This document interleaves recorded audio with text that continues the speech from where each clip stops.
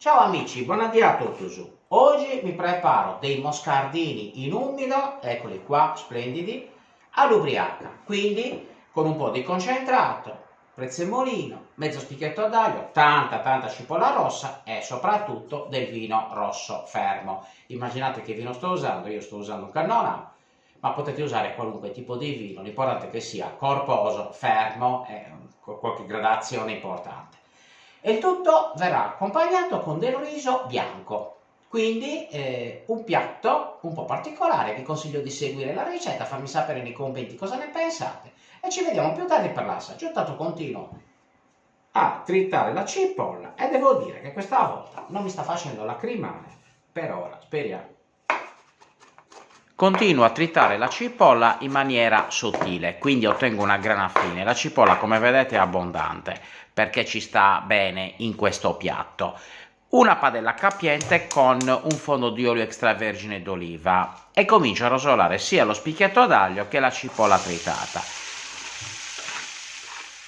Distribuisco uniformemente su tutta la base la cipolla tritata, aggiusto con un po' di sale e faccio anche un fondino di vino nero. Comincio a mettere il vino perché così la cipolla non tende a bruciacchiarsi, ma si ammorbidisce e tra l'altro rimane leggermente più asprigna, più saporita.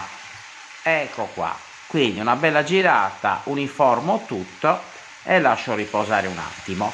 Dopodiché unisco il concentrato di pomodoro e questo pian piano lo sciolgo nella padella, quindi rimetto di tanto in tanto anche aggiungendo un pochettino d'acqua in modo da poterlo sciogliere meglio e così creare quel fondo che mi servirà per cuocere i moscardini che ovviamente ho già pulito, lavato e viscerato, quindi sono pronti per essere cucinati. Una volta fatta la base di sugo non faccio altro che mettere i moscardini dentro. Eccoli qua. Il moscardino ha bisogno di una cottura un po' prolungata, quindi in tutto ci vorrà una mezz'oretta a fuoco basso e coperto.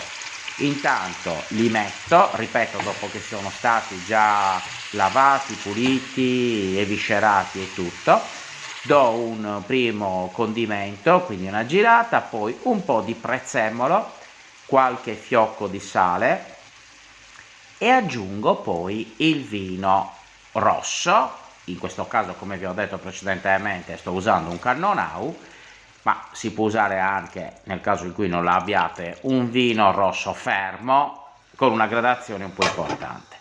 Copro e lascio per 30 minuti a fuoco bassissimo. Ecco il risultato. Si crea una crema di fondo, il moscardino è cotto e quindi intenerito abbastanza. Chiaro che si parla di moscardini piccoli, più sono grandi e più hanno bisogno di cottura.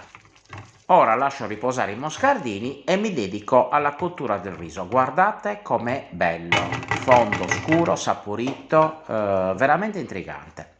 Prendo una pentola d'acqua e metto un po' di sale. In questo caso sto usando 200 g di riso e 350 di acqua. Uso un originario comune, se doveste usare un altro riso c'è da ricalcolare l'acqua. Comunque mettetene un po' meno e poi eventualmente calda la aggiungete per la cottura. Ottengo praticamente un risotto bianco in acqua e sale e basta. Vediamo adesso come lo uso. Riso bianco cotto in acqua e sale e basta, di una semplicità incredibile. E adesso lo condiamo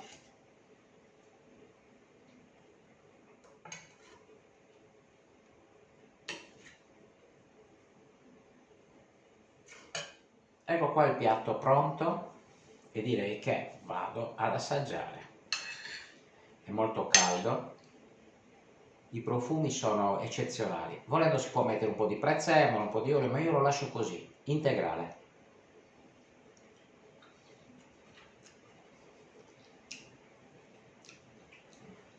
È una bomba. Stravanato, stravanato. Assaggiamo anche il moscardino.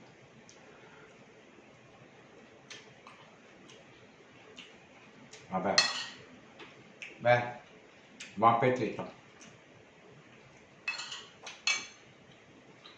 Non gusto va buono. Arroz.